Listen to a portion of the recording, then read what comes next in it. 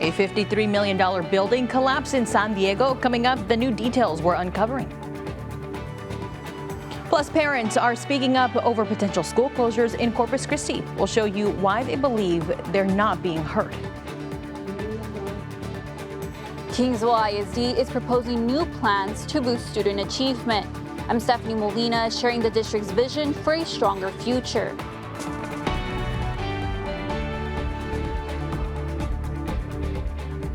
Well, good evening, everybody, and thank you for joining us. I'm Clara Benitez Cortez. CCISD parents are speaking up and claiming the district changed the format for the meetings about the proposed school closures. CCISD has hosted several community input meetings to discuss possibly closing 7 schools. The decision comes as the district faces a $27 million shortfall. CCISD believes closing these schools will save the district $11 million. Previously, parents who attended the community meetings were able to give feedback to the district in an open forum. However, during Tuesday's meeting at Fannin Elementary School, parents say they were asked to write their questions and a comment on a card. The district says they will review each card and address each individual question. Parents believe this will limit their voice and their effort to be honest with district leaders. When we were at the meeting, I feel like we weren't heard. Just by the district providing us a card and writing it down and by them selecting the questions, I felt like it wasn't fair. The district leaders say they will gather all questions and feedback from the community during these meetings. They will then present them to CCISD's Board of Trustees and make a final decision on January 12th. And CCISD will host 4 more meetings after tonight, with the next one scheduled to be a virtual meeting on January 5th. A packed house at the Kingsville ISD boardroom Wednesday night, where community members gathered to hear how the district plans to improve education. I'm Stephanie Molina, your neighborhood news reporter, with a look at the current challenges and the new strategies. What is the plan for seeing some of the instruction changes for this current year? Parents and neighbors turned out to hear how KISD aims to turn around years of low school ratings. If you ask me what is the formula for school improvement, I will tell you it's the whole community coming together to make things happen for the children that we serve. KISD faces a $4.2 million budget deficit and declining enrollment, down 534 students in 6 years. The allotment that we get for the students, which is 6,160, if you multiply that for the number of students that we have lost, that's close to $2 million. To tackle this, the district is applying for grants and considering closing Perez and Harrow Elementaries, restart Clayburg Elementary to serve pre-K to 2nd grade, repurpose Harvey Elementary, and have it focus on 3rd to 5th grade. When you consolidate those ages, you're able to have more appropriate resources for those students. So they're going to get more attention. They're going to get the services that they need. Some community members had concerns about class sizes. How many students per teacher? Now, to me, 22 students is quite a lot, especially little ones. But overall, many support the district's effort to improve KISD. At this point in time, I think what they're starting is very good. More meetings are planned next year. Find the upcoming dates on our website. In Kingsville, I'm Stephanie Molina, KRIS 6 News.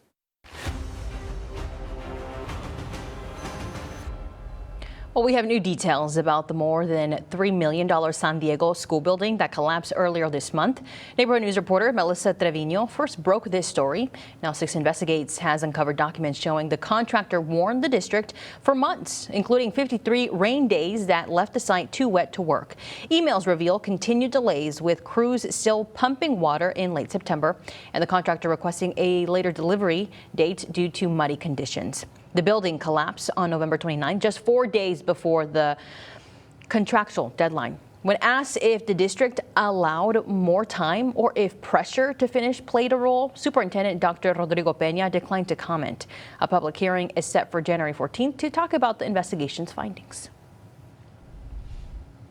A Mathis mom is now serving life in prison for the murder of her 7-month-old daughter.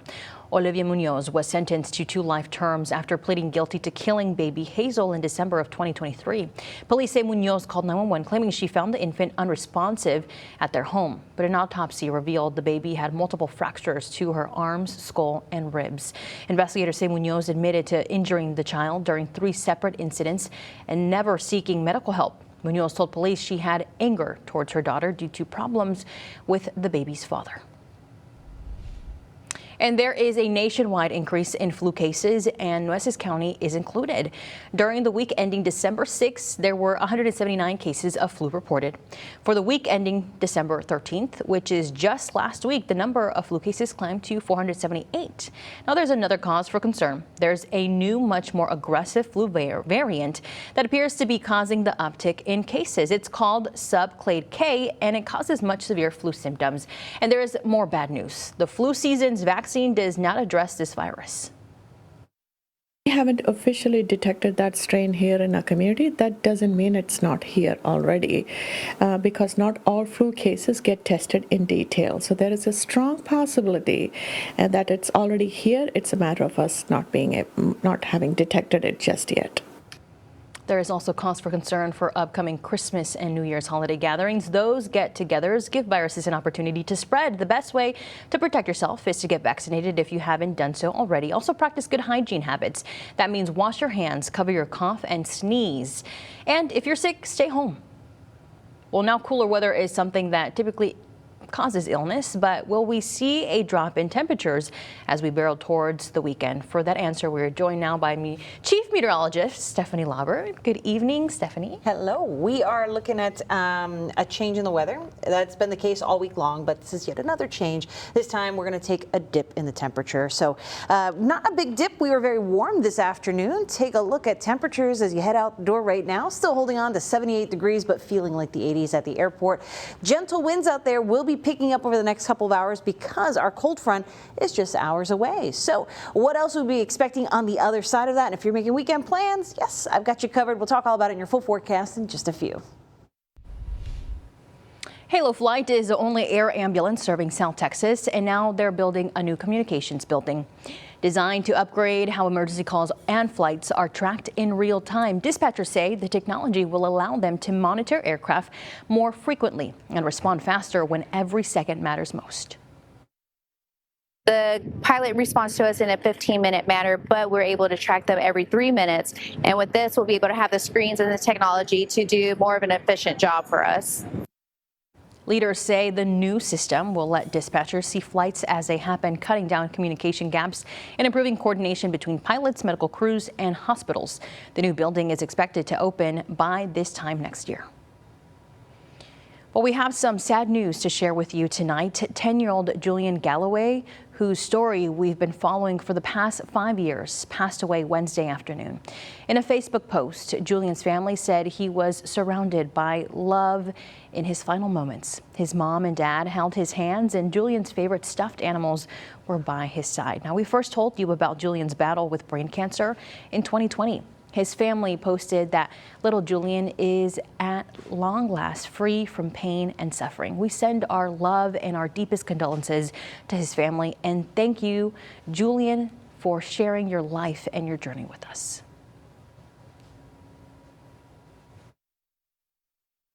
You're watching Chris 6, part of the Scripps News Group. The holidays are pricey, and Checkout offers more ways to pay than ever with cash, credit, or buy now, pay later. I'm Michaela Chavez, your neighborhood news reporter on the South Side. While cash and credit are traditional, more neighbors say spreading out payments is helping them enjoy the season. Maybe you've seen these apps pop up while shopping. Some people at work told me about it. For Arturo, buy now, pay later wasn't something he really thought about until he needed it. I never paid much attention to it until I was in that position where I'm like, okay, I really want this. I don't have the money for it. With the holidays now in full swing, how you pay can make a difference. And you may have noticed that buy now, pay later options are showing up more and more often. Even at some stores, it'll say like we have Klarna, which is a very popular buy now, pay later option. Even on the TikTok shop, I started to buy some gifts there for Christmas, and that was one of the options at the checkout, which was Affirm. Arturo says he usually uses it for bigger purchases or items he knows won't be available for long. Like, I really wanted some Wicked Owala bottles that they had that were only limited editions. I knew I had to get them, so I asked him to walk me through how it all works. here is the Affirm app that I usually use, and like sometimes it'll give you options of like where Affirm is accepted. He says the most common setup is what's called a pay in 4. But it raised a question. When that payment due date comes around, does it just feel like another bill? Arturo says he stays on top of it by using autopay and watching his email reminders. They'll go ahead and send you an email either a week before or a couple of days before as like a reminder, like, hey, your payment is coming up. And just like most bills, he says you can pay early if you want to. I don't have to pay it on the exact date. I could always pay it before, and usually I'll do that way I could get it out of the way. He says his payments are typically between $15 and $30, and he thinks of it like an everyday expense. Usually I tell myself, like, you know what, I pay $30 to pump gas, or like if it's $15, I'm like, I get myself a $15 meal at like Chick-fil-A, Whataburgers. And remember those buy now, pay later apps you saw at the beginning? Each one comes with different rules and payment options, so it's worth taking a few minutes to read the fine print before committing. Consumer experts say the best option fits your budget and is easy to track.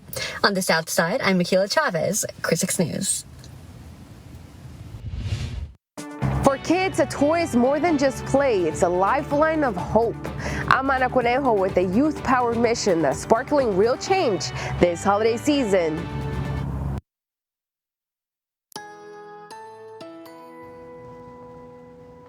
Hey there, happy Thursday to you. It was a good one. If you like the warmth, we were pretty warm, and I think actually might see some updates to this number. Our official climate comes out, but there will be another update tonight because we've been sitting at 79 for the last hour. So obviously our high temperature today is not going to be 78, but by the time our official climate report came out, that was the case. We started at 62 degrees this morning. No rainfall means our departure from normal, rainfall-wise, will continue to trend in the wrong direction, but there is some rain in the 7-day forecast. I'll tell you about it. Right now, you're probably still soaking up some of the sun out there. Sunshine and warmth has made things feel great outside. We still have some neighborhoods that are west of 77 and hanging out in the 80s. Meanwhile, if you're closer to the coast, especially on the coast, we have been in the neighborhood of more like lower 70s, and that is where we're going to stay for a little bit. We're waiting for a cold front to move through tonight. That is going to shake things up for us here over the next couple of hours, so you'll notice those winds picking up right around sunset, I think, for most of us.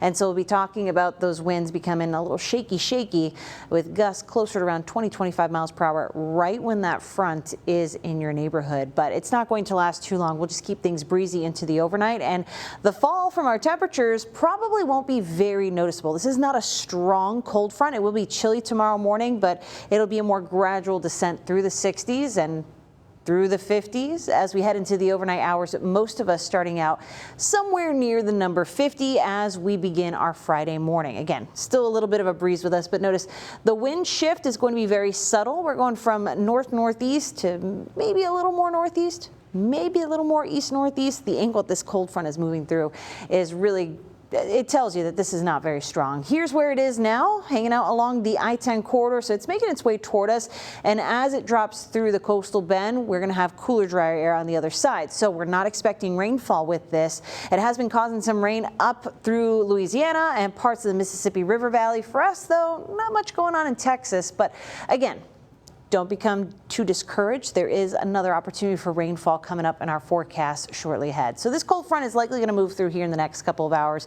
We've been waiting for a little extra push from upstairs in the atmosphere to kind of catapult this thing through. So anywhere from about 5 p.m. to 9 p.m.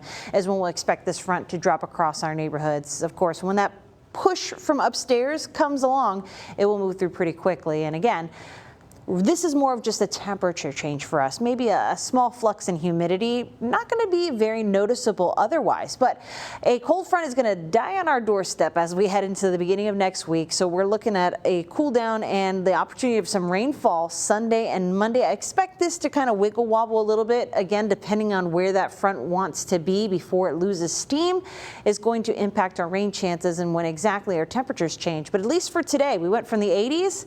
Tomorrow afternoon, we will top out in the 70s. So really a temperature change of just 10 degrees. Here's a look at that 7-day forecast. We'll continue on this temperature roller coaster through the beginning of winter.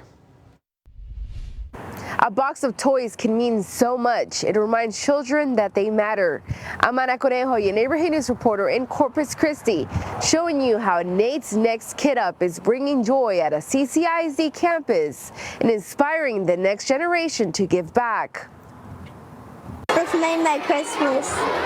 It's the sound of pure joy, a room bursting with excitement as hundreds of children taste the magic of the holiday season. For 6-year-old Daniel Bravo, this surprise is more than just a gift. It's hope. I'll be grateful for any toy. For many here, simple gifts bring unforgettable memories. It's once in a lifetime, so it feels really good. Almost 500 students at Oak Park Elementary received presents today, thanks to a special event organized by Nate's Next Kid Up. I feel like I have another toy and I can play with it all day. What makes this celebration extraordinary? The nonprofit's founder, Nate Gonzalez, is just 12 years old, but already making a difference. We just want to help as many kids as possible. For Nate, it's not about the recognition. It's about making sure every child feels seen, cared for, and loved. I just look forward to a smile, a thank you, and nothing else. With over 96% of students classified as economically disadvantaged within Oak Park, these gifts bring a spark of light into what can be difficult times. Times are tough right now, so any little thing will help our kids. For 11-year-old Rodney Garza, this is about more than toys. It's about community, belonging, and possibility. And it's made possible by one young leader he looks up to. He has a big heart. He just wants to help us get better and just bring joy to us. For every child here, it's a holiday moment they'll never forget. Nate says his mission continues with more holiday gifts soon heading to foster families across our community. In Corpus Christi, I'm your Neighborhood News reporter, Ana Conejo, Chris 6 News. Anna, thank you. Well, Christmas came early for 16 Westside families.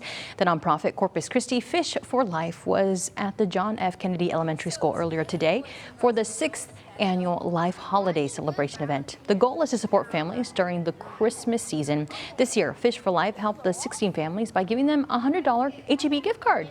The funds come from donations and sponsorships from neighbors and organizations across the coastal bend. Just want to make sure that the kids have a wonderful Christmas. It's just about making all the children know that the community loves them and their families as well. The live holiday celebration helped 50 West Oso ISD students. The event also featured Christmas craft activities and a bag of gifts for them. So are woolly mammoths making a comeback? We'll share why some scientists believe they are close to resurrecting the extinct species when we come back. You're watching Chris 6, part of the Scripps News Group. Italian paleontologists have uncovered thousands of dinosaur footprints on a near vertical rock face more than 6,000 above sea level at one of the venues for the 2026 Winter Olympics. The tracks, some up to 16 inches wide and showing claw marks, stretch for about 3 miles in high altitude glacial Valle di Frale. Experts believe the prints were left by herds of long-necked herbivores, likely Plateosaurus, more than 200 million years ago. Now, speaking of prehistoric creatures, could we soon see the return of the woolly mammoth? Well, one biotech firm believes that they are close to bringing them back from extinction. Researchers have carefully extracted genetic material from an ancient woolly mammoth that was found buried in northern Siberia. They've been able to extract its RNA and then inserted those mammoth genes into the DNA of its closest living relative, the Asian elephant. They admit it would be a long shot to actually recreate the woolly mammoth, but they say it's still important to analyze the genetic material.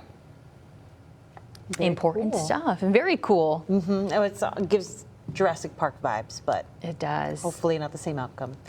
Hey, we're going to shift gears a little bit, literally tell you about a traffic alert that we've got going on SPID. This is the second crash, y'all, in about an hour, this time going eastbound. So if you're planning to do some holiday shopping, you might want to wait it out. This is right at the exit for Staples, and the access road is a mess. This goes back to Old Brownsville Road, so please avoid the area. Otherwise, we hope to see you at 6.